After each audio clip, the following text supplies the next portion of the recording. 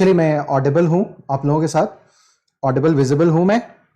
सभी लोग आप मुझे देख, कंचन जोशी, हेलो सिन चैन, मुझे Kanchan Joshi is a good cartoon, okay, बहुत शरारती बच्चा है ये कार्टून में। Hi Kanchan, okay, hello sir. सभी लोग मुझे सुन पा रहे हैं, देख पा रहे हैं सभी लोग? I am audible to everyone? Please just let me know, is it मैं ऑडिबल हूं आप लोगों के? इसलिए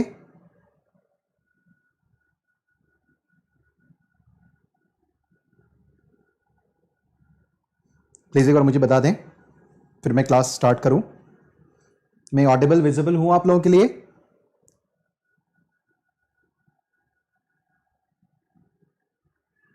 yes sir, no?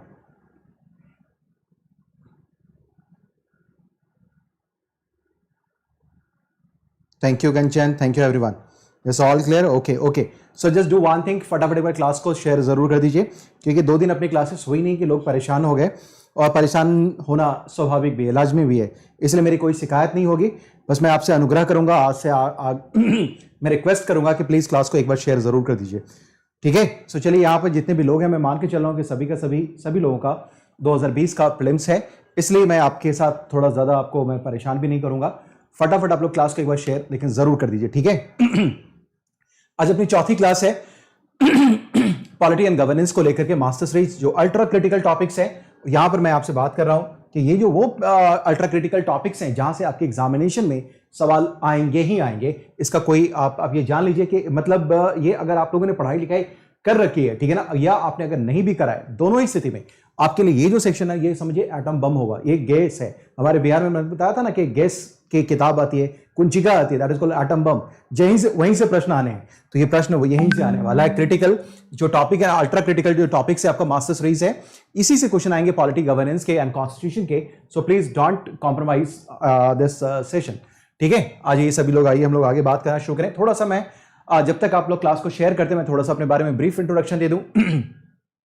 More than 10 years of experience, teaching experience मेरा in polity, governance, international relations, history, art and culture and current affairs, of course.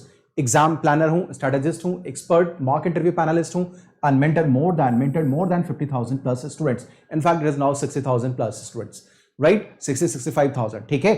अभी अपना जो क्लास प्लस पे चल रहा था, ये था प्लस का, ये था वर्ल्ड हिस्ट्री, ठीक है? इस कोर्स को भी आप लोग ले सकते हैं यूजिंग द कोड POWEN10 का, ठीक है? और आप सभी लोगों को मैं बता दूं कि मेरी जो फ्रेश बैच, पूरा का पूरा बैच आ रहा है, वो 5th of October से आ रहा है। पूरा बैच 5th of October से आ रहा है। और आपको मालूम है कि फीस बढ़ने वाली है। अभी तक मेरे पास कोई आधिकारिक सूचना नहीं आई है कि फीस बढ़ गई है। फीस बढ़ने की ऑफिशियल सूचना है, जो मैं आपको 2 दिन से बता रहा हूं, परसों से बता रहा हूं, परसों रात से, शाम से बता रहा हूं। तो जिन लोगों ने अभी तक इस कोर्स को ज्वाइन नहीं, इस प्लेटफॉर्म को ज्वाइन नहीं किया है, और जिनको लगता है कि उनको अनअकैडमी का सब्सक्रिप्शन लेके पढ़ाई आगे करना है, तो वेट फॉर नथिंग, किसी चीज की प्रतीक्षा ना करें। जब तक कि आपके देर हो जाए, आपका फीस कई गुना बढ़ जाए, हो सकता है 20-25 हजार रुपए बढ़ जाए, तब उससे पहले ही आप क्या करें, इस अनअकैडमी के सब्सक्रिप्शन को आप लोग ले लें, ठीक है? तो मेरा यही रिक्वेस्ट होगा। सो this is my code, POWEN10 का कोड ले लें। और 5th of October से अपनी पूरी की पूरी बैच आ रही है, पूरा एक बैच कोर्स आ रहा है। 5th of October से पूरा का पूरा बैच कोर्स आ रहा है, बैच कोर्स, ठीक है, राइट? पूरा बैच कोर्स है, ठीक है? पूरा batch course 5th of October से प्लस के प्लेटफॉर्म पे, ठीक है? चलिए आ जाइए। अभी देखिए कि अनअकैडमी का सब्सक्रिप्शन अगर आप लेते हैं या आप प्लस सब्सक्रिप्शन लेते हैं, तो आपके पास क्या मिलता है? सारी क्लासेस आपको लाइव मिलती हैं, टेस्ट सीरीज मिलता है, क्विजेस मिलते हैं, डाउट क्लियरिंग सेशंस होते हैं। सारे के सारे जो जितने भी टीचर्स होते हैं ना, वो आपके साथ इंटरैक्टिव होते हैं, ठीक है? इंटरैक्टिव, एंगेजिंग होते हैं। उसके पीछे का कारण है, एक तर्क भी है। तर्क क्या है कि YouTube पे जो हम लोग होते हैं, वो भारी संख्या में होते हैं, बहुत ज्यादा संख्या में होते हैं, लेकिन अगर हम लोग वहां बात करें तो उसका इंटरफेस ऐसा है कि आप टीचर से रियल टाइम में बात कर सकते हैं, उनसे क्वेश्चन पूछ सकते हैं, उनके टेक्स्ट के थ्रू, ठीक है? आपका इंटरेक्शन और एंगेजमेंट दोनों ही टीचर के साथ बना रहेगा, क्योंकि छात्रों की जो संख्या होती है वहां पर बहुत कम होती है, ठीक है? So that is quite beneficial for you, plus का सब्सक्रिप्शन, ठीक है? और जो और भी इसकी जो ब्यूटी है, जो मैं बार बार आपको याद दिलवाता रहता हूं, वो ये है कि डाउट क्लियरिंग सेशन, जो कि डेडिकेटेड डाउट क्लियरिंग सेशन है। अगर किसी को कोई भी डाउट है तो आप डाउट क्लियरिंग सेशन में भी पूछ सकते हैं, जो हर एक 3 क्लास के बाद होता है, ठीक है? चलिए आ जाइए, मैं आपको बता दूं कि अगर आपको सब्सक्रिप्शन अभी लेना है, जब तक कि फीस हाइक नहीं हो रहा है, हो सकता है कि मैं यहां पढ़ा रहा हूं और फीस हाइक होके आ गई, तब वहां हम कुछ नहीं कर सकते। लेकिन आप अगर आपको लगता है कि मुझे लेना चाहिए फी, तो ये अनअकैडमी का प्लस, तो आप इस फी में ले सकते हैं। 1 साल का जो कोर्स है, नॉर्मल कोर्स है, वो है 44,000 का, 2 साल का जो है वो 64,000 का, ठीक है? अगर आप आएंगे तो आपको करना क्या होगा, यहां पर मैं डिस्काउंट अगर लेना चाहते हैं तो ये पवन 10 का कोड अप्लाई कर लीजिए, ठीक है ना। पवन 10 का कोड अप्लाई करें तो आप मेरे गाइडेंस में, मेरे मेंटरशिप में भी आप रहेंगे पवन 10 का कोड अप्लाई करने के बाद, ठीक है ना। इससे आपको एक तो 10% का डिस्काउंट मिलता है, 10% डिस्काउंट तो मिलेगा ही मिलेगा, और साथ ही साथ आपको क्या बनेगा, मेरा गाइडेंस भी मिलता रहेगा। सो ये जो 2 साल का अगर कोर्स अगर आपने लिया तो एक 64,000 का कोर्स जो है वो 10% का डिस्काउंट के बाद 57,600 का हो जाएगा, राइट। चलिए आज हम लोग बात करना शुरू करते हैं अपने अल्ट्रा क्रिटिकल टॉपिक्स में, जहां आज हमें बात करना है एक फंडामेंटल राइट है जो बच गया था वो हमें करना, हम उसके ऊपर बात करेंगे अल्ट्रा क्रिटिकल टॉपिक्स में, ठीक है ना। देखिए क्या है कि आप सभी को मालूम है कि जितने भी फंडामेंटल राइट्स हैं, मौलिक अधिकार है, वो सारे के सारे मौलिक अधिकार के ऊपर रीजनेबल रिस्ट्रिक्शंस होते हैं, यानी कि युक्तियुक्त निर्बंधन होता है। These rights are not absolute in nature, ये सारे के सारे जो मौलिक अधिकार हैं वो अपने आप में क्या है, एब्सोल्यूट नहीं है। These are not absolute rights, rather इन सबों के ऊपर रीजनेबल रिस्ट्रिक्शंस हैं। तो उसी रिस्ट्रिक्शंस में अगर हम लोग बात करें अभी कंटेम्पररी टॉपिक्स को लेकर के, तो एक आर्टिकल हमारे पास है आर्टिकल 19, उस 19 के ऊपर में कुछ रिस्ट्रिक्शंस लगाए गए हैं सीआरपीसी एक्ट के सेक्शन, आप देखें सीआरपीसी के सेक्शन 144 के द्वारा। तो अभी जो हमें बात करना है वो सेक्शन 144 आज हम देखेंगे रीजनेबल रिस्ट्रिक्शंस ओवर आर्टिकल 19, इसके ऊपर हमें बात करना है क्योंकि ये न्यूज में काफी ज्यादा रहा हुआ है, तो इसलिए संभावना है कि यहां से आपके एग्जामिनेशन में प्रश्न 2020 के प्रीलिम्स में आपको देखने को मिल सकता है। सो आइए इसके बारे में हम लोग बात करते हैं कि व्हाट इज दिस रिस्ट्रिक्शंस और क्या क्वेश्चन बनने की संभावना है, तो इसके ऊपर थोड़ी सी हम लोग चर्चा कर लेते हैं। आइए फटाफट आइए देखते हैं, have a look on this top title, section 144 of CrPC are reasonable restrictions over article 19। दरअसल क्या है कि इस टाइटल में आगे बढ़ने से पहले मैं आपको याद दिलाना चाहूंगा कि दो आपके पास फंडामेंटल राइट हैं, इन दोनों के बारे में आप थोड़ी सी बात को समझ लीजिए। वो है आपके पास, एक है आर्टिकल 191B आप लोगों को मैंने पढ़ा रखा है डिटेल में, और एक है आपके पास 191D, ठीक है।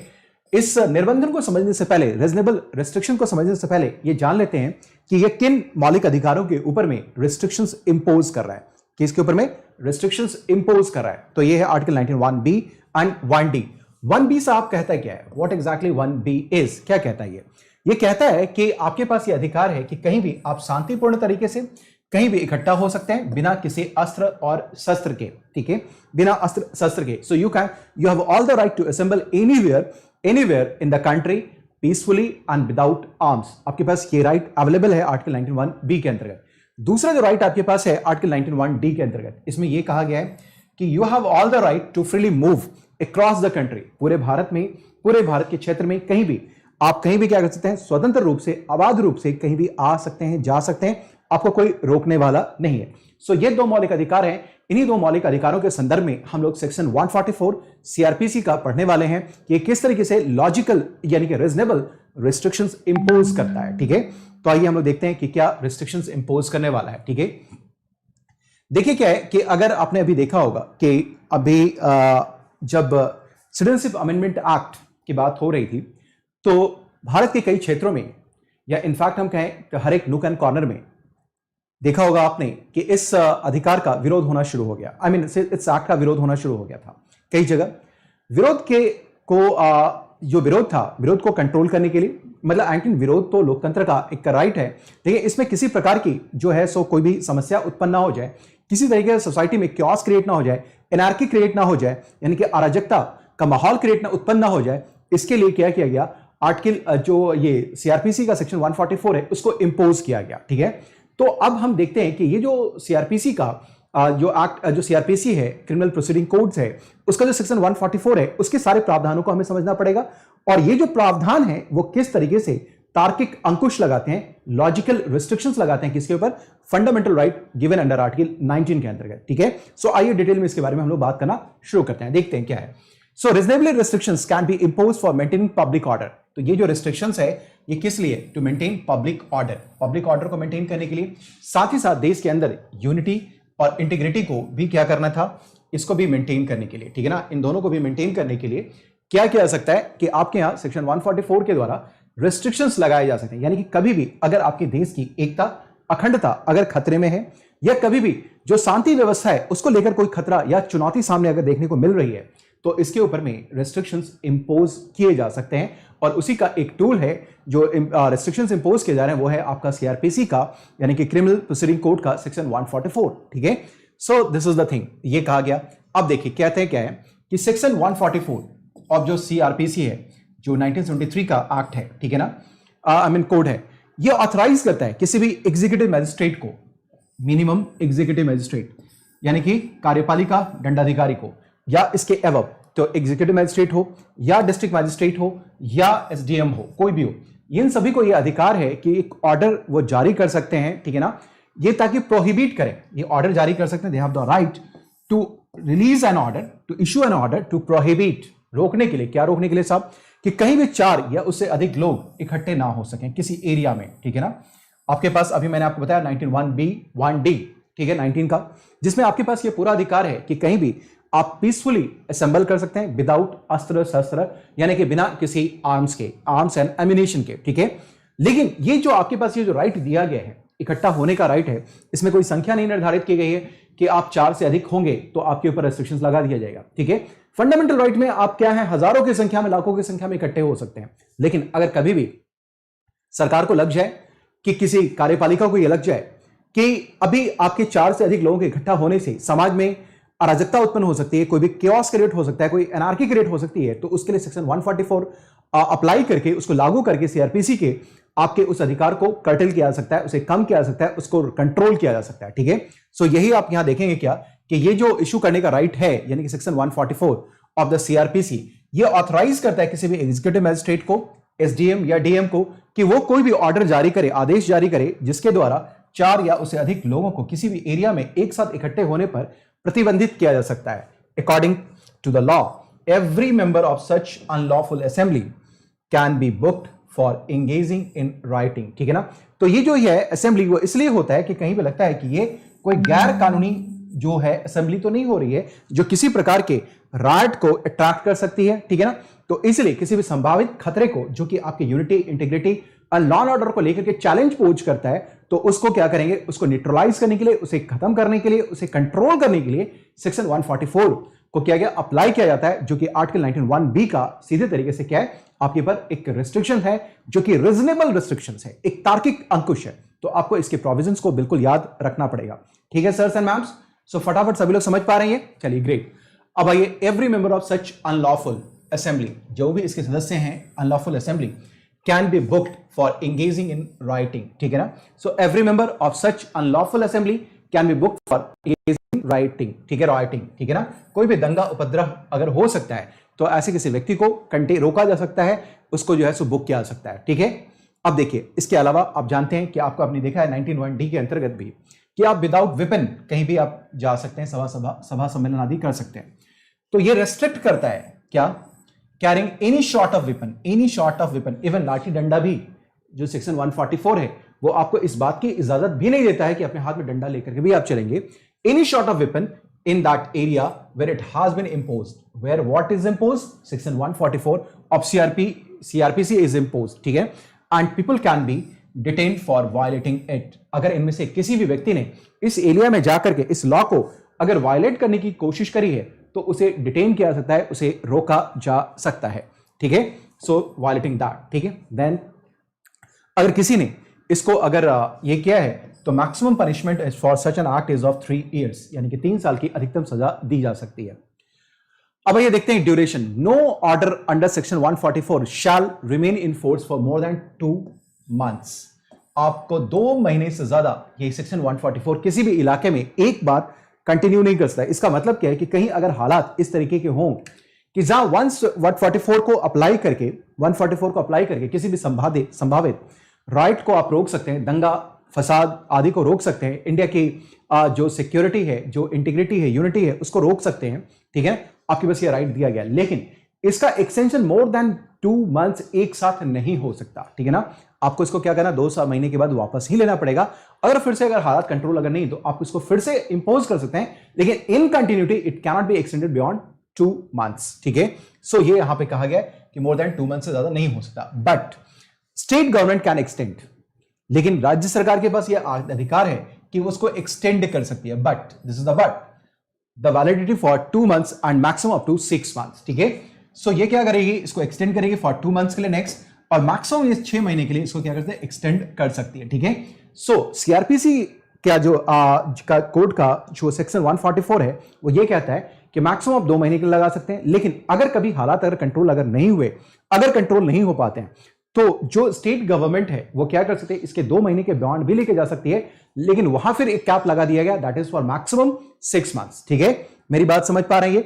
इसका मतलब सेक्शन 144 केवल इजाजत इस बात की देता है कि एक बार में केवल 2 महीने के लिए लगेगा, लेकिन अगर हालात कंट्रोल में अगर नहीं है, नियंत्रण में नहीं है, it is not under the control, तो स्टेट गवर्नमेंट के पास ये राइट है कि इसको ये बॉन्ड 2 मंथ्स लेके जाकर के 6 मंथ्स तक लेके जा सकती है। ठीक है, सो this is the thing, it can B withdrawn at any point of time if situation becomes normal, और इसको कभी भी वापस लिया जा सकता है यदि हालात अगर सॉरी सामान्य हो जाते हैं। ठीक है, चलिए आ जाइए।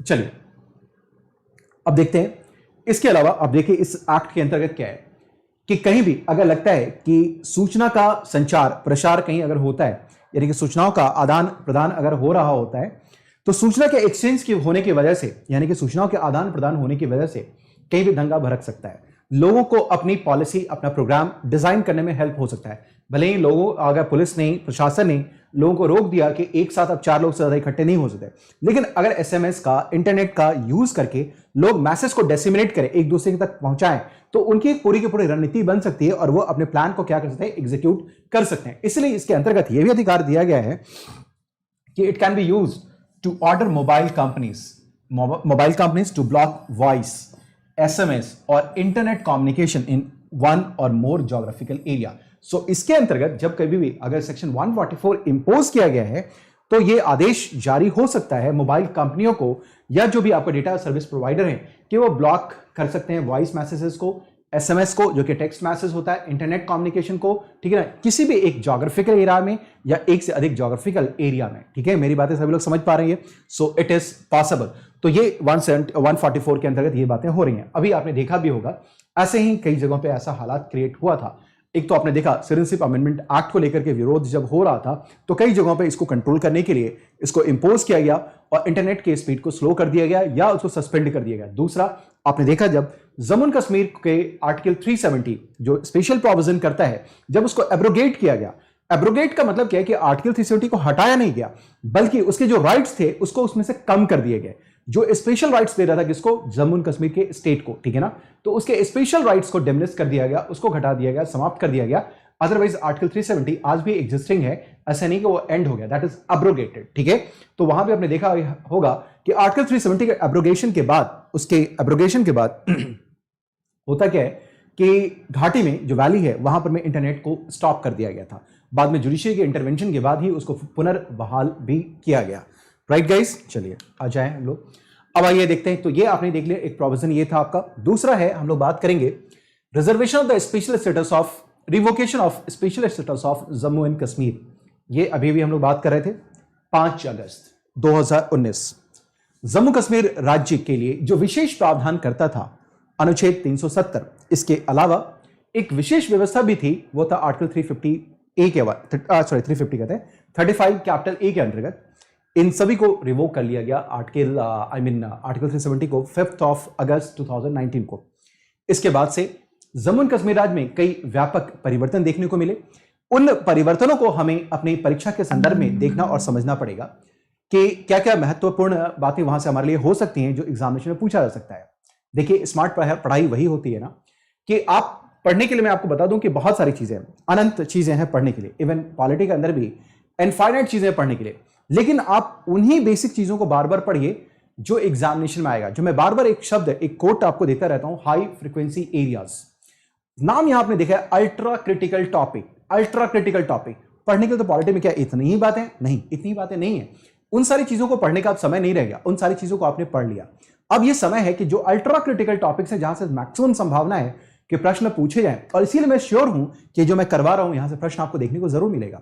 ठीक है, तो अभी हम लोग इसमें आर्टिकल 370 के पूरे सारे संपूर्ण प्रावधानों को समझने की कोशिश नहीं करेंगे, लेकिन हां इतना जरूर करेंगे जिसकी वजह से जितना हमारे एग्जामिनेशन के लिए उपयोगी होगा, हम इतना कम भी नहीं करेंगे। ठीक है, एक तो अल्ट्रा क्रिटिकल टॉपिक्स, उसके बाद इसका एनालिटिकल अप्रोच तो होना जरूरी है वहां तक जहां तक यूपीएससी आपके लिए सवाल यहां से बना सकती है। ठीक है, तो आइए इसको हम लोग देखने और समझने की कोशिश करते हैं। ठीक है यार, प्लीज क्लास को लाइक और शेयर तो करते रहिए यार। आप लोग क्लास को लाइक और शेयर नहीं कर रहे हैं, ठीक है ना।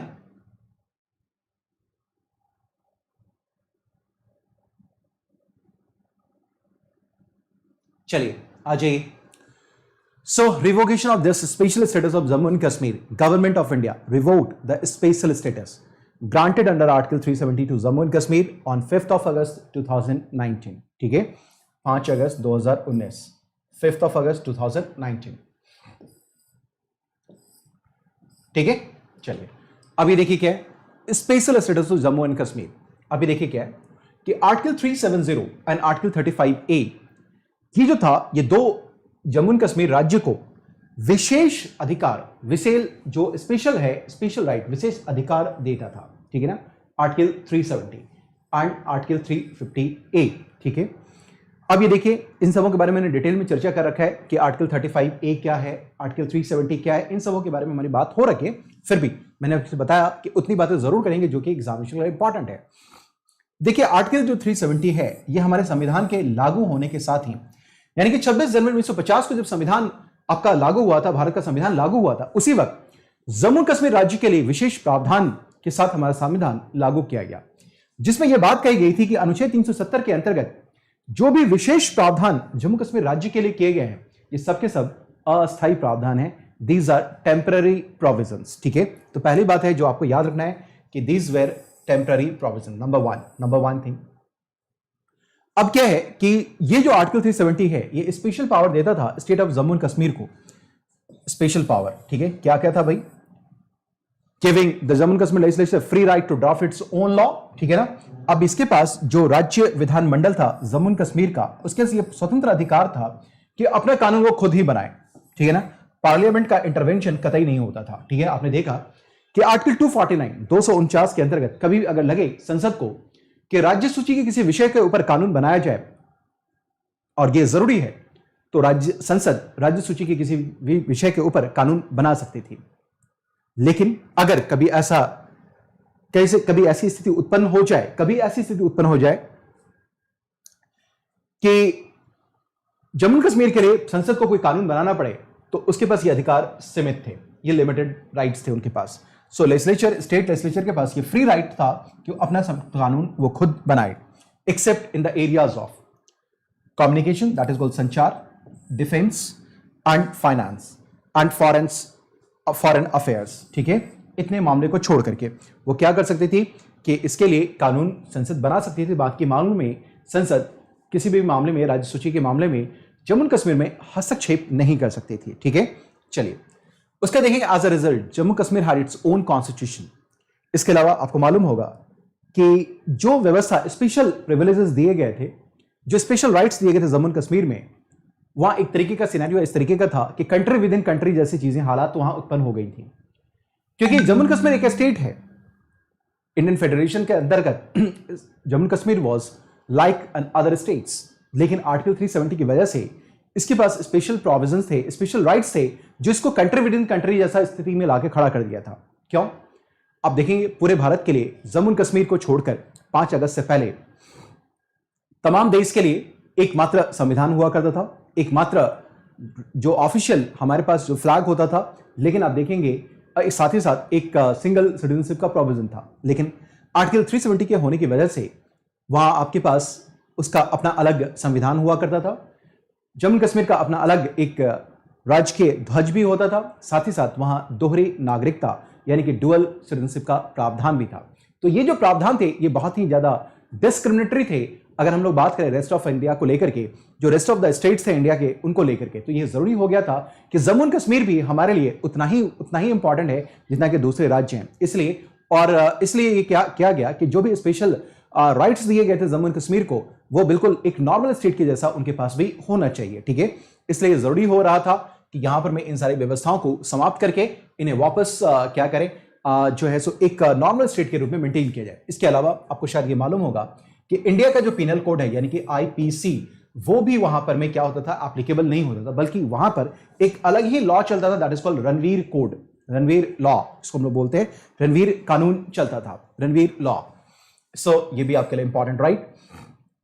अब देखते हैं कि accordingly the provisions of article 1 and article 370 of the Indian constitution applied to the state.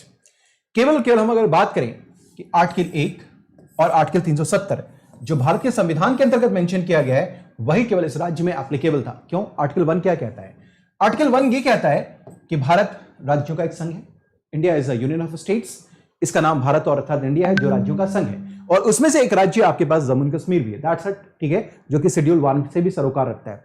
दूसरी बात आर्टिकल 370 जो कि स्पेशल प्रोविजन करता है किसके लिए? स्टेट ऑफ जम्मू कश्मीर के लिए। बाकी उनका सारा का सारा प्रावधान जम्मू कश्मीर के संविधान के अंतर्गत ही चलता था। जम्मू कश्मीर के जो संविधान थे उसी के द्वारा ये क्या होता था? गाइडेड होता था। राइट गाइस, चलिए आर्टिकल 35A के बारे में भी थोड़ी सी चर्चा कर लें। What is article 35A? आपको यह लग रहा होगा आर्टिकल 35A जो है यह हमारे संविधान में कहीं दिख रहा है? नहीं, यह हमारे संविधान में कहीं मेंशन ही नहीं है। आर्टिकल 35A अब ढूंढ के रह जाइए, आपको नहीं मिलेगा। तो साहब ये कहां मिलेगा? तो ये जम्मू कश्मीर के संविधान में निश्चित तौर पे आपको देखने को मिलेगा। पहली बात ये कि ये जो आर्टिकल है article 35A that is not mentioned in the Indian constitution, rather this article 35A is mentioned in the Jammu Kashmir. जो जम्मू कश्मीर का जो कॉन्स्टिट्यूशन है उसके अंदर आपको मेंशन मिलेगा। और ये आर्टिकल 35A जो जम्मू कश्मीर के कॉन्स्टिट्यूशन के अंदर था, ये जुड़ा कैसे लाया गया? और यही आर्टिकल 35A आर्टिकल 370A जो 370 है उसका बेस भी बनता है। देखते हैं क्या है। इतना बवाल मचा था इसी की वजह से। Article 35A of the constitution of India, it's not constitution of India, rather it's Jammu Kashmir, ठीक है। Introduce through the presidential order in 1954, issued under Article 370. 370 authorized the state legislature to define its permanent residents. ठीक है। सो अब जो है जो जम्मू कश्मीर के संविधान का it's not of India. Jammu Kashmir का जो संविधान है 35A उसका कॉन्स्टिट्यूशन जो है आर्टिकल है, उसमें एक प्रेसिडेंशियल ऑर्डर 1954 के द्वारा एक आर्टिकल जोड़ा गया, इशूड अंडर आर्टिकल 370, वो जोड़ा गया आर्टिकल 35A, ठीक है ना। ये दिस 35A को ऐड किया गया जो कि ऑथराइज करता है स्टेट लेजिस्लेचर को, राज्य विधानमंडल को, कि वो अपने राज्य के अस्थायी निवासियों के लिए क्या कर सके? अस्थायी निवासी यानी कि जो परमानेंट रेसिडेंट हैं उसकी परिभाषा तय कर सके। परिभाषा तय करना इसलिए जरूरी था कि आपको मैंने बताया कि जम्मू कश्मीर राज्य के लिए दोहरी नागरिकता का प्रावधान था। दोहरी नागरिकता, एक तो भारत सरकार की नागरिकता, भारत की नागरिकता, और दूसरा उस राज्य की नागरिकता। तो अब यह राज्य विधानमंडल की जिम्मेदारी थी कि वो परमानेंट रेसिडेंट को जम्मू कश्मीर डिफाइन करें, जिससे कि वो क्या करें? उनको अपनी सिटीजनशिप दे सकें, बाकियों को नहीं। यानी इसका मतलब यह हो गया कि जम्मू एंड कश्मीर के अंतर्गत जिन लोगों को राज्य विधानमंडल ने कानून बना करके उन्हें परमानेंट रेसिडेंट बना दिया, they were the citizens of Jammu and Kashmir, otherwise they are not. यानी कि दूसरे राज्य के जो लोग होंगे या उस परिभाषा जो कि राज्य विधानमंडल ने तय किया है उसकी परिभाषा के अंतर्गत अगर नहीं आते हैं तो कहीं से भी वो जम्मू कश्मीर के नागरिक नहीं होते, ठीक है। तो ये जो ऑर्डर था that was through presidential order 1954 article 378 issued under article 378, जिसने ऑथराइज किया राज्य विधानमंडल को, ठीक है, कि वो डिफाइन करे किस चीज को? परमानेंट रेसिडेंट को, right. Those defined as permanent residents were entitled to have exclusive rights। और जिन्हें, अब ये बवाल क्यों था परमानेंट रेसिडेंस को लेकर के? क्योंकि आपको मालूम होगा, शायद आप में से कई लोग इस बात को जानते होंगे कि जिन्हें परमानेंट रेसिडेंसी दी गई थी वहां पे उनके पास कई अधिकार थे। जैसे संपत्ति का अधिकार केवल वहां के नागरिकों को ही उपलब्ध था, बाकी भारत के अन्य क्षेत्रों के जो लोग होंगे वो यहां जाके प्रॉपर्टी ओन नहीं कर सकते थे। जम्मू एंड कश्मीर में इनके पास स्टेट एम्प्लॉयमेंट यानी कि राज्य सरकार के अधीन जो आपके पास नौकरियां निकलती हैं उसमें केवल और केवल जम्मू कश्मीर के नागरिक ही जो परमानेंट रेसिडेंट होंगे वही क्या कर सकते हैं? अप्लाई कर सकते हैं, बाकी और कोई नहीं कर सकता था।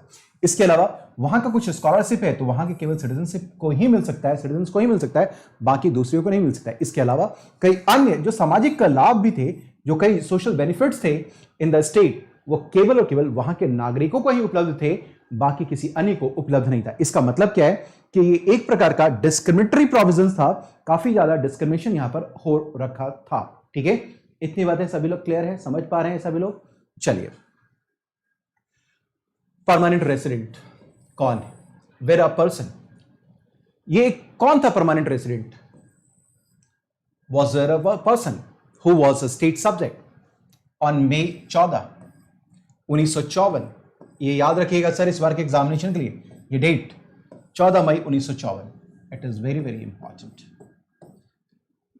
और who has been a resident of state for 10 years, या जो लगातार 10 साल से वहां का निवासी हो, रेसिडेंट हो, has lawfully acquired immovable property, और जिसने वहां कानूनी तौर पे वहां पर इमूवेबल प्रॉपर्टी यानी कि अचल संपत्ति, इसका मतलब है अचल संपत्ति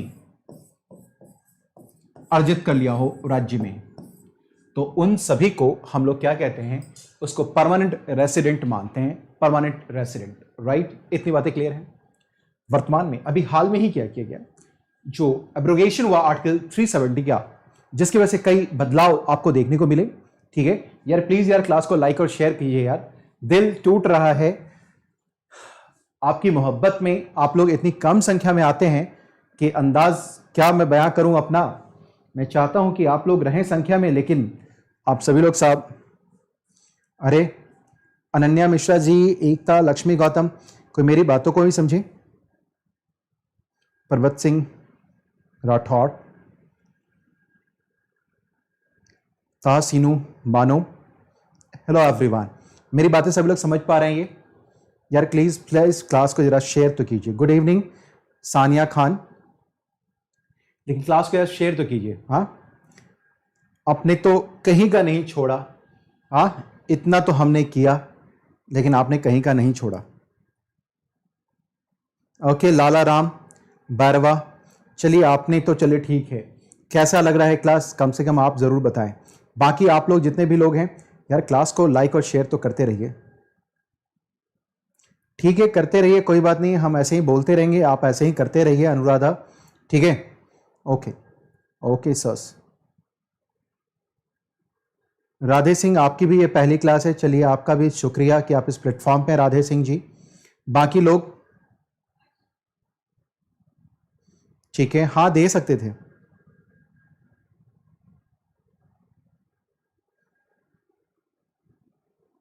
हाँ, अब आप सही करें सुश्री सतरूपा साहू कि इसको अब हम क्लास भी ले लें हम प्लस पे, ठीक है। ये मुझे भी ऐसा एहसास है, जब इतनी ही ज़्यादा संख्या में लोग हैं तो उन्हीं लोगों के लिए रहे जो कि ये प्लस पे आ सकते हैं। हाँ ठीक कह रही हैं आप, ये सलाह मानने योग्य है, ठीक है ना। सतरूपा इज सेइंग राइट कि ऐसे क्लासेस को यूट्यूब पे ना लेके आया करें, इसे प्लस पे ही लेके आए, ठीक है। चलिए चलिए, तो फिर ऐसा ही विचार करते हैं अब अगली बार से।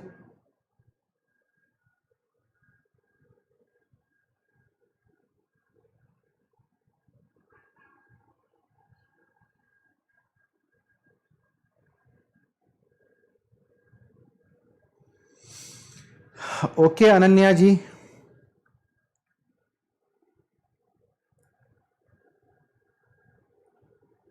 हाँ हाँ कोई बात नहीं है, कुछ लोगों का और ऐसे लोगों का भला भी हो रहा है, चिंता ना करें, कलयुग है ये, अब क्या कर सकते हैं, कलयुग है, मोह माया है, ये सारी बातें।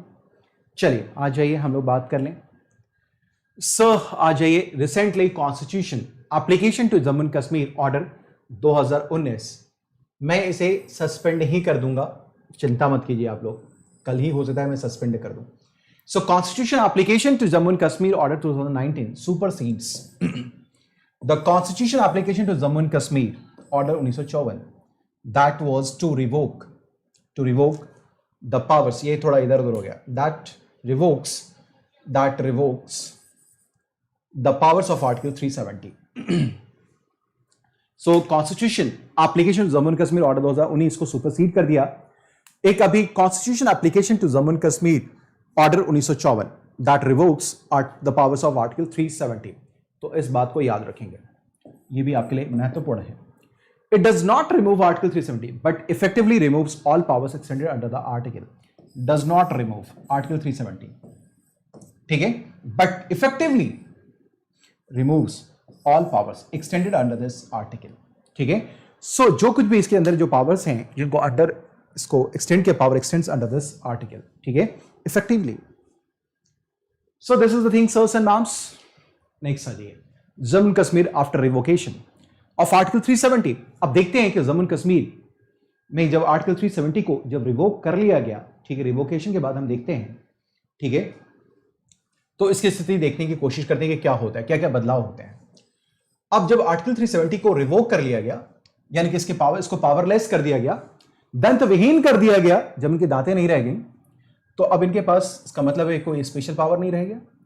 Now no special power is enjoyed by Jammu and Kashmir. दूसरा, पहले यहां दोहरी नागरिकता थी, अब कर दी गई कैसी, एकल नागरिकता, सिंगल सिटीजनशिप कर दिया गया। आपको मालूम है कि पहले, अभी बताया मैंने आपको कि पहले क्या था हमारे पास कि केवल और केवल दो फ्लैग होते थे, एक तो नेशनल फ्लैग था और दूसरा जम्मू कश्मीर का भी फ्लैग था। अब यह कर दिया गया कि केवल और केवल भैया एक ही झंडा होगा, वो हमारा झंडा तिरंगा झंडा होगा। We will have only one tricolour, ठीक है। So tricolour will be the only flag, एकमात्र झंडा हमारा तिरंगा झंडा, वंदे मातरम, ठीक है। दूसरा, आर्टिकल 360 विल बी एप्लीकेबल। आपको मालूम है कि पहले 3 आर्टिकल हमारे पास फंडामेंटल राइट्स को, ये इमरजेंसी को लेकर है, 352, 356 और 360। National emergency, state emergency and financial emergency. तो ये जो फाइनेंशियल इमरजेंसी है साहब, ये पहले नहीं लगता था, अब ये लग सकता है, will be applicable now. All minorities will be eligible for 60% reservation. ये जो 16% रिजर्वेशन है, इसमें माइनॉरिटी में मुस्लिम्स आते हैं, तो केवल और केवल मुस्लिम्स को यहां पर रिजर्वेशन मिलता था। लेकिन अब जितने भी माइनॉरिटीज हैं, चाहे वो सिख हो, चाहे वो बौद्ध हो, जैन हो, इन सभी को यहां पर 16% का रिजर्वेशन मिलेगा, ठीक है। So it is a major change.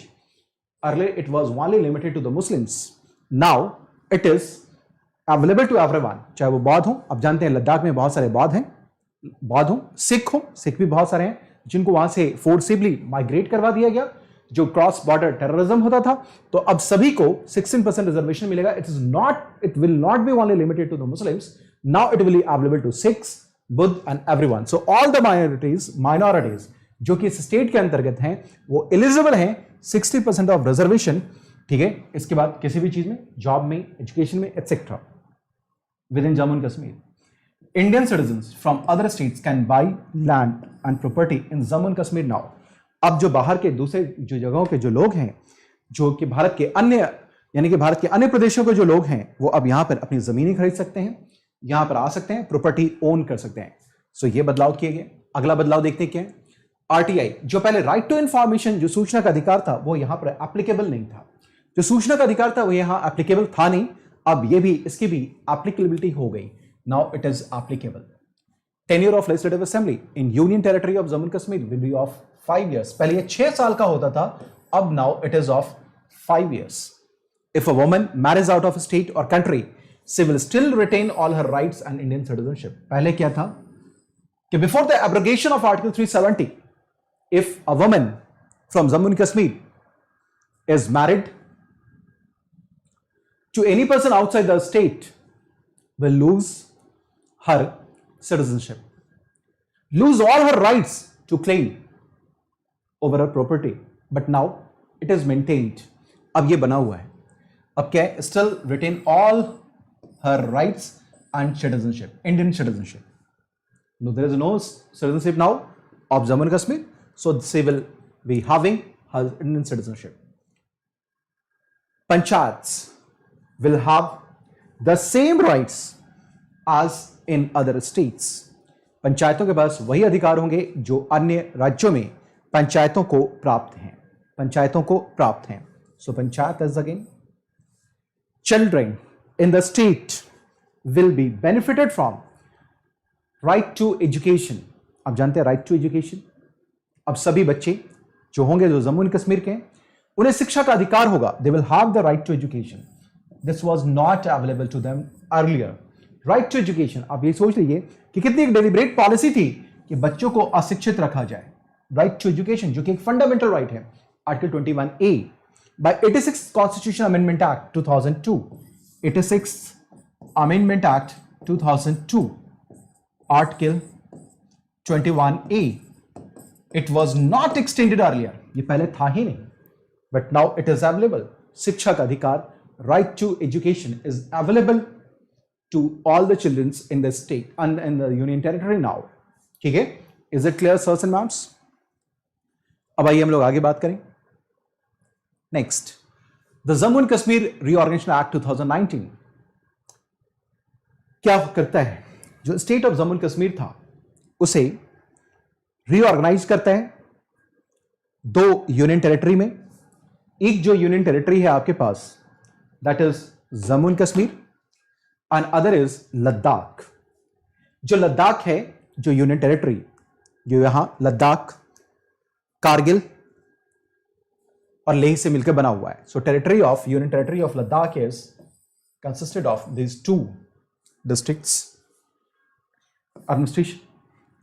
Kargil and Leh administered by Lieutenant Governor appointed by the President. और बाकी जो जम्मू कश्मीर का हिस्सा था वो union territory of Jammu Kashmir के साथ रह गया। That left with the union territory of Jammu Kashmir itself. ठीक है, सभी लोग समझ पा रहे हैं? Is it clear? सो फटाफट मुझे प्लीज बताइए। लेफ्टिनेंट गवर्नर एडमिनिस्ट्रेटर होता है, इसका अपॉइंटमेंट कौन करता है? प्रेसिडेंट करता है। हाई कोर्ट जम्मू कश्मीर का, यह कॉमन हाई कोर्ट होगा for both the UTs, common high court for both the UTs, यानी कि जम्मू कश्मीर एंड लद्दाख दोनों के लिए। ठीक है, इतनी बातें सभी को समझ में आई? फटाफट मुझे बताएं, जरा दिल की बातें बताएं, दिल की बातें प्लीज बताइए। ओके पर्वत सिंह, चलिए everyone just let me no, चीजें समझ में आ रही हैं? चीजें समझ में आ रही हैं और लग रहा है क्या यहां से प्रश्न पूछे जा सकते हैं? आप एक बार प्लीज मुझे सारे लोग बताएं। मैं तो कह के थक गया, आप भी थोड़ी अपनी बातें कहें कि क्या आपको लगता है कि यहां से प्रश्न देखने को मिलेंगे? आपको इस बात का एहसास लग रहा है, हो रहा है कि क्या इसको करने का औचित्य है, कंटिन्यू करा जाए या इसको डिसकंटिन्यू कर दिया जाए? अपनी राय जरूर दीजिए, अपना कमेंट जरूर लिखिएगा। सो प्लीज, सभी लोग प्लीज एक बार अपना कमेंट बताएं कि क्या आपको लगता है कि इस सेशन की जो अल्ट्रा क्रिटिकल टॉपिक का जो जो सोच चल रहा है वो इसकी सार्थकता है? Is it relevant to continue?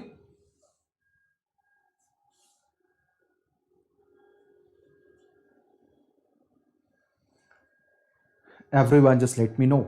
I asked a simple question. Do you believe कि ये जो सेशन चल रहा है वो वास्तव में काम का है? यहां से संभावना है कि प्रश्न बन सकता है? क्या आपको लगा हुआ है कि चुने हुए टॉपिक्स यहां पर डिस्कस किए जा रहे हैं? क्या आपको लगता है कि ये स्कीम्ड है? क्यों नहीं लगता है तो ये आप मुझे बताएं।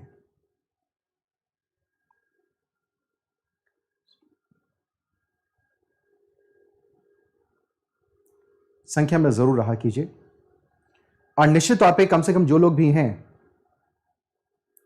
वो कमेंट लिख करके जरूर जाया कीजिए। भले ही ये 56-60 लोग दिखाई दें मुझे, लेकिन मुझे 60 कमेंट आपके दिखने चाहिए, सभी अलग अलग लोगों के। ऐसा नहीं कि आपके 2 कमेंट, कम से कम इतना तो आप कर ही सकते हैं। 60 लोग 60 कमेंट तो हो ही सकता है। लाइक और शेयर तो आपने कर ही दिया, मैंने समझ लिया कि आपकी क्षमता कितनी ज्यादा है। ठीक है, क्योंकि आप छात्र तो हमारे हैं। ओके, चलिए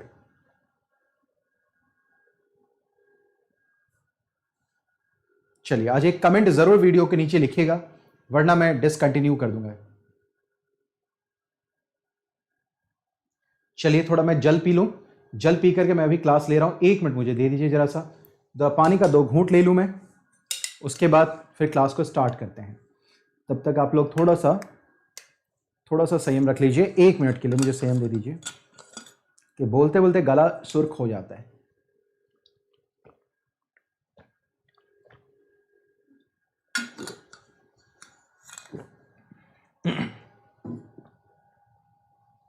सो प्लीज क्लास के बाद इस वीडियो के नीचे जरूर कमेंट लिखिएगा। सभी लोग क्लास के बाद इस वीडियो के नीचे कमेंट जरूर डालिएगा। So let's move ahead. चलिए आइए हम देखते हैं अगला टॉपिक हमारे लेजिस्लेटिव काउंसिल। आप ये जानते हैं कि फिर से न्यूज में क्यों है legislative council Jammu and Kashmir को लेकर के? क्योंकि आप जानते हैं कि हमारे यहां पहले बाई कैमरल स्टेट्स में जम्मू एंड कश्मीर भी होता था, लेकिन जैसे आर्टिकल 370 का एब्रोगेशन हुआ तो लेजिस्लेटिव काउंसिल भी वहां से लगभग समाप्त हो गई। तो समाप्त होने की पूरी प्रक्रिया हम लोग समझेंगे। आप लेजिस्लेटिव काउंसिल के बारे में हम लोग बात करेंगे, इन डिटेल्स हम लोग चर्चा करेंगे। ठीक है ना, सारी चीजें अभी हम लोग डिस्कस करने वाले हैं। ठीक है, सो आइए, after the decision of revocation of article 370 and converting erstwhile state of Jammu and Kashmir into 2 union territory of Ladakh and Jammu and Kashmir, government of Jammu and Kashmir issued orders to abolish legislative council. It is government of Jammu and Kashmir, not by the parliament, not by the government of India of the state as per section 57, ये याद रखना है, of the Jammu and Kashmir State Reorganization Act 2019।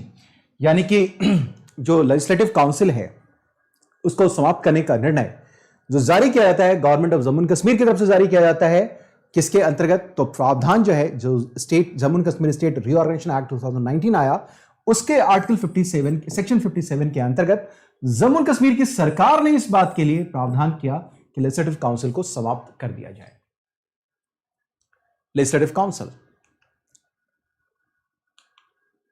Article 169, आपको यह मालूम होगा कि अगर कभी किसी राज्य में किसी नए विधान परिषद का गठन करना हो या समापन करना हो, इफ एनी टाइम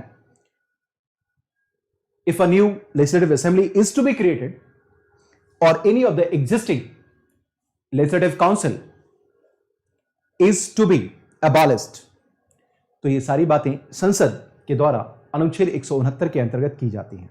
लेकिन इसके लिए संसद अचानक से खुद ब खुद ये सारी प्रक्रियाएं नहीं कर सकता, बल्कि इसके लिए एक व्यवस्थित प्रक्रिया है। उन प्रक्रियाओं को समझ लेना जरूरी है क्योंकि यह सवाल इस बार के लिए महत्वपूर्ण है। Article 169 creation and abolition of legislative council. Parliament इसी अनुच्छेद के अंतर्गत आर्टिकल 169 के अंतर्गत may by law provide creation और एबॉलिशन।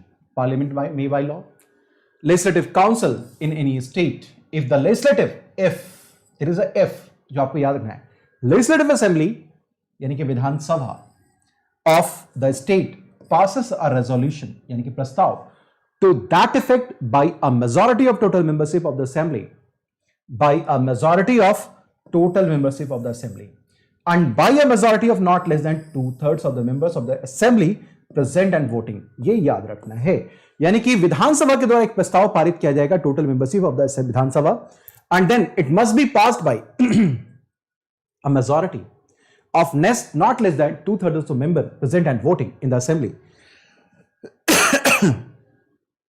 ये आपको पास करना होगा, तभी ये जो प्रस्ताव है, ये जो रेजोल्यूशन है, that will move to the parliament. Parliament can then pass a law to this effect by a simple majority. ये भी याद रखना है कि विधान परिषद के गठन के लिए या समापन के लिए पार्लियामेंट को किसी विशेष बहुमत की आवश्यकता नहीं होती, बल्कि केवल और केवल इसके लिए एक सिंपल मेजॉरिटी की आवश्यकता होती है, एक साधारण बहुमत की आवश्यकता होती है। मैं उम्मीद करता हूं कि आप इस बात को समझ पा रहे होंगे। Right sirs and ma'ams, at present Bharat में 6 विधान परिषद हैं, बाइकैमरल स्टेट्स हैं, बिहार, उत्तर प्रदेश, महाराष्ट्र, कर्नाटका, आंध्र प्रदेश एंड तेलंगाना। अर्लियर हमारे पास जम्मू एंड कश्मीर भी होता था, लेकिन अब जम्मू कश्मीर नहीं रह गया। अब आइए हम लोग बात करें composition of legislative council. Composition of legislative council, ठीक है, under article 171 the legislative council of a state, ये आर्टिकल याद रखना है, shall not have more than 1/3 of the total members of the MLAs and the state not less than 40 members। यानी कि अगर हम लोग बात करें तो किसी भी राज्य में विधान परिषद में अधिकतम उस राज्य की विधानसभा के 1/3 सदस्य से अधिक सदस्य नहीं हो सकते, और न्यूनतम कितने होंगे? 40 होंगे, इससे कम नहीं होंगे। पेंडेंसी ऑफ अ बिल के बारे में भी बात कर लें, ये भी थोड़ा समझ लीजिए, ये भी इंपॉर्टेंट है हमारे लिए। अ bill pending in the state legislature does not lapse because of prorogation of the house. Article 196(3) कहता है, देखिए, जब दोनों सदन हैं हमारे पास किसी भी राज्य विधानमंडल में, विधानसभा और विधान परिषद, और कोई भी बिल अगर पेंडिंग है स्टेट लेजिस्लेचर में, तो वो आर्टिकल 196 क्लॉज 3 के प्रावधानों के अंतर्गत सदन के सत्रावसान की वजह से समाप्त नहीं होंगे। एक तो बात ये हो गई सर। दूसरा, when state assembly is dissolved, तो क्या होता है? अगर कभी विधानसभा किसी राज्य में भंग हो जाए तो वैसी स्थिति में बिल के ऊपर क्या प्रभाव पड़ेगा, इसके बारे में चर्चा करें। A bill pending in legislative council which has not been passed by assembly does not lapse under article 196 clause 4।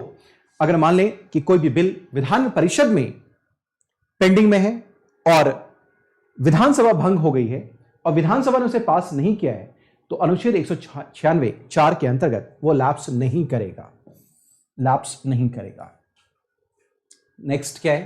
A bill pending in the legislative assembly, यदि कोई भी बिल विधानसभा में पेंडिंग है और which having been passed in pending with the legislative council lapses under article 196 clause 5।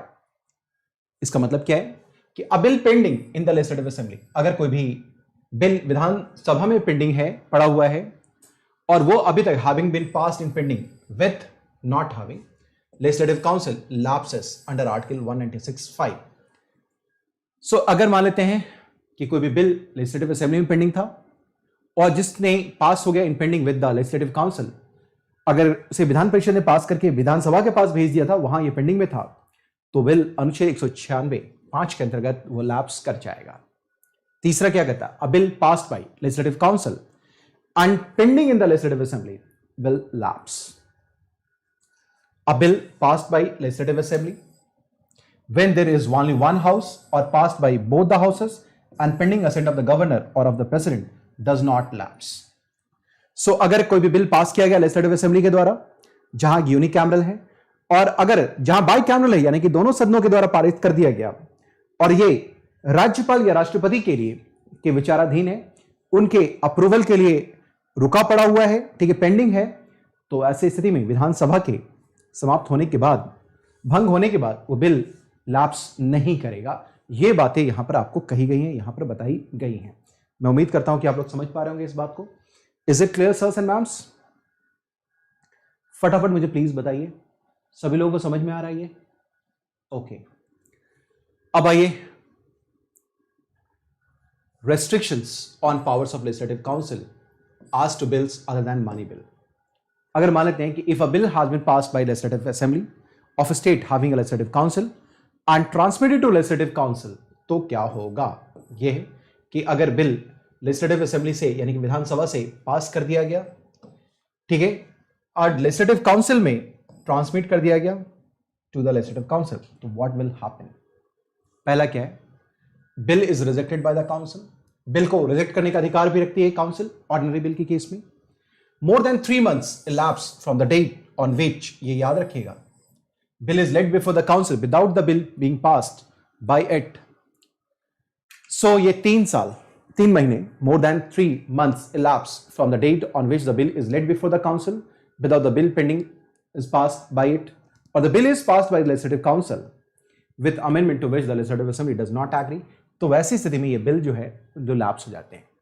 The legislative assembly may pass the bill again in the same or in a subsequent subsection with or without such amendments if any such have been made, suggested or agreed to by the legislative council and then transmit the bill to the legislative council। ठीक है, ये भी बात। After passage of the bill for the second time by the assembly to the council, then क्या होगा? तो ये क्या होगा? The bill is rejected,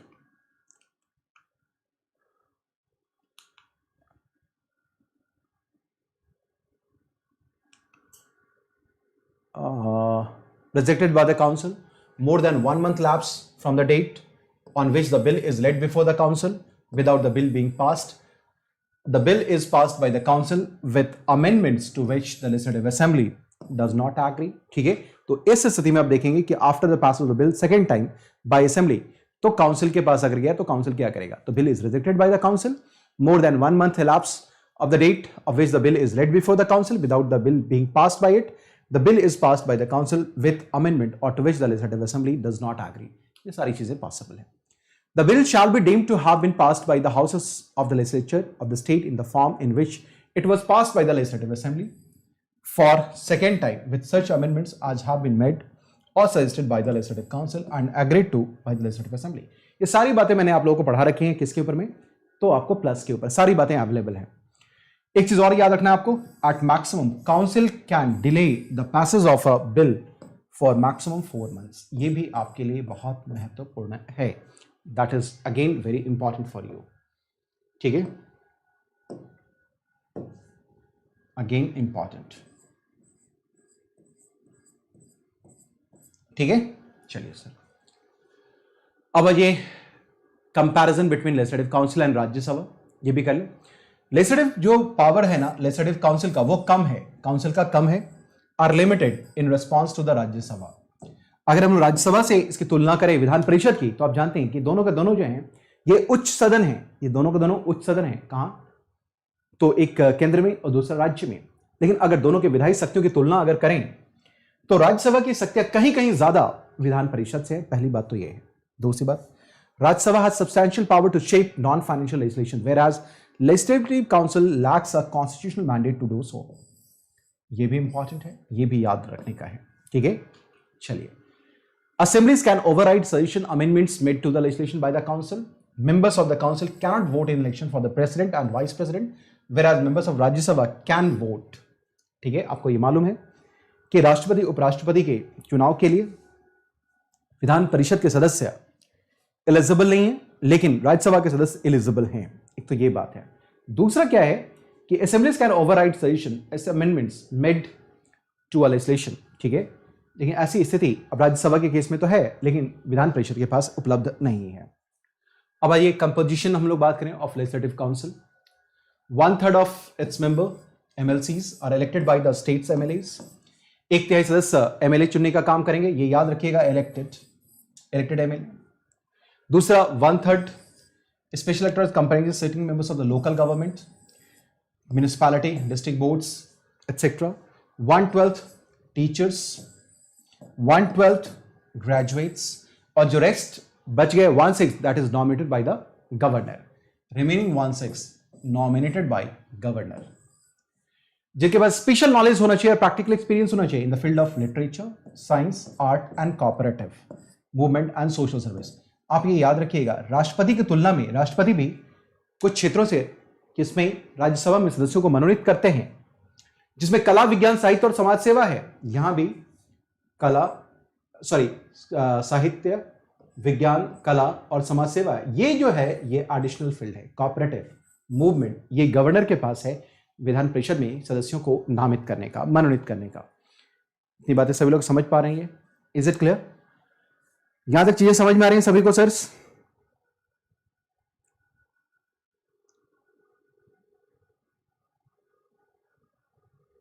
thank you Sania, thank you very much. ठीक है, ओके, चले सभी लोग। सभी लोग कैसा रहा क्लास? प्लीज वीडियो के नीचे जरूर कमेंट कीजिएगा। ये सारे 61 लोग मुझे चाहिए, कम से कम 61 कमेंट तो होने ही चाहिए इसमें, क्योंकि मैं मान के चल रहा हूं कि ये वो लोग हैं जो सीरियस हैं, ये वो लोग हैं जो यूपीएससी 2020 के पीटी को लेकर बहुत गंभीर हैं, ये वो लोग हैं जो पढ़ना चाहते हैं, ये वो लोग हैं जो अपनी परवाह किए बिना पढ़ते हैं, जो जिनके अंदर जज्बा है, जुनून है कुछ करने का, ये वो लोग हैं जिनके अंदर समझदारी है कि पढ़ना क्या है, ये वो लोग हैं जिनको यूपीएससी पता है। तो इसलिए मैं उम्मीद करता हूं कि ये वो लोग हैं जो निश्चित तौर पे यहां पर मैं वीडियो के बाद कमेंट जरूर करेंगे। करेंगे। फटाफट मुझे यस प्लीज बताएं, फटाफट। और कुछ दिल की बात तो जरूर लिख के जाइए, अभी कुछ दिल की बातें लिखें, और क्लास खत्म होते ही वीडियो में कमेंट आपके होने जरूरी हैं। एंड प्लीज लाइक और शेयर जरूर कीजिएगा। कल फिर हम लोग रात के 10 बजे मिलेंगे। उस बीच में आपके पास पूरा 24 घंटे का समय है। 1 घंटे का समय निकल, 9 बजे मिलेंगे, 1 घंटे का समय निकल गया, 23 घंटे आपके पास हैं। कल सुबह रात के 9 बजे मिलेंगे। इस बीच में जितने भी आपके नियर एंड डियर वंस हैं जो गंभीर पढ़ाई करते हैं, जिनको लगता है कि इसकी जरूरत है, तो कृपया करके उन तक जरूर पहुंचाइएगा, क्योंकि ये मेरा प्रयास है, एक मुहिम है कुछ अलग करने का, आपके लिए, सदैव आपके लिए करने का, क्योंकि मैं आपके लिए हमेशा केयर करता हूं। ठीक है, मैं कुछ भी ऐसा नहीं करता जो आपके लिए काम की ना हो, जो वही सारी चीजें करता हूं जो आपकी जरूरत है। आप उस जरूरत को समझ पाते हैं या नहीं समझ पाते हैं, ये आपकी अपनी तार्किकता है, अपनी सोच है, अपनी समझ है। लेकिन मैं मानता हूं कि यहां पर जितने भी लोग हैं, जो कम से कम कुछ लोग हैं, वो निश्चित तौर पे इन बातों को समझ रहे होंगे, इस सेशन को अहमियत दे रहे होंगे। तो निश्चित तौर पे इस वीडियो के नीचे अपना कमेंट जरूर लिखिए। और जिनको भी आपको यह प्लस लेना है तो फीस बढ़ने से पहले प्लस ले लीजिए। 5 अक्टूबर से मेरा बैच कोर्स शुरू हो रहा है, बैच कोर्स पूरा का पूरा बैच कोर्स, और जो मेरा कोड है दैट इज PAVAN10। ठीक है ना, बैच कोर्स पूरा का पूरा शुरू हो जा रहा है। इससे पहले मैं बता दूं, कंप्लीट कर दूं, chairman and deputy chairman legislative council must choose 2 members of the council are chairman and deputy chairman from legislative council from among its members। तो ये भी याद रखिएगा, ये भी इंपॉर्टेंट है। ठीक है, सर अब आगे मैं बता दूं कि अगर आप में से किसी को भी या तो प्लस का सब्सक्रिप्शन लेना हो या आपको आइकॉनिक का सब्सक्रिप्शन लेना हो तो आप इस कोड को जरूर याद रखें। This is your search code pawan10। जो मेरे साथ वही लोग जुड़े जो गंभीरता से करना चाहते हैं, क्योंकि हवा हवाई में चीजें नहीं होंगी, होगा गंभीरता से चीजें। आपको गंभीर होकर कार्य करना पड़ेगा आप मेरे साथ जुड़ने के लिए, जो गंभीर हैं, जो सीरियस स्टूडेंट हैं। बाकी नॉन सीरियस है, कोई इश्यू नहीं है, आप जैसे भी पढ़ना चाहते हैं वैसे पढ़िए, लेकिन मेरे साथ अनअकैडमी के प्लेटफॉर्म पर जुड़ने के लिए मेरे पास एक शर्त है, वो है गंभीरता, सीरियस होना चाहिए। मैं बताऊंगा कि आपको लेबर कैसे करना है, आपको हार्ड लेबर कैसे करना है, ये आपको करना पड़ेगा। अगर इस बात के लिए संकल्पित हैं तो मेरे बैच को ज्वाइन कीजिए 5 अक्टूबर को, और अभी से ही ज्वाइन करना शुरू कर दीजिए क्योंकि फीस बढ़ने वाली है। 5 अक्टूबर से मेरा पूरा का पूरा बैच कोर्स शुरू हो रहा है, पूरा बैच कोर्स अभी ज्वाइन कर लीजिए, अभी का अभी ज्वाइन कर लीजिए, क्योंकि फी हाइक होने वाली। मुझे पता नहीं है कि अभी जब तक मैं क्लास ले रहा था इस दौरान फीस हाइक हुई है या नहीं है। अगर नहीं हुई है तो फटाफट ले लीजिए, don't wait for this date. 5 अक्टूबर की प्रतीक्षा ना करें, पहले दिन से आप लोग हमारे साथ बैठ के पढ़िए लिखिए और हम लोग काम करेंगे, मिलकर के काम करेंगे, बहुत ही अच्छा करने वाले हैं। We are going to do something fantastic, so let's crack it dear. So मिलते हैं कल फिर हम लोग मिलेंगे, कल बात करेंगे। कल भी आपकी आर्ट एंड कल्चर की क्लासेस होंगी, कल भी आपकी जो क्लासेस होगी वो आपकी जो मास्टर सीरीज की क्लास है अल्ट्रा क्रिटिकल टॉपिक्स का, ये भी होने वाला है। ठीक है सर्स एंड मैम्स, सो चलिए don't forget this code, this is your search code pawan10, don't forget. ठीक है, चलिए guys, good night, take care everyone, with lots of love and blessings, bye bye, take care everyone.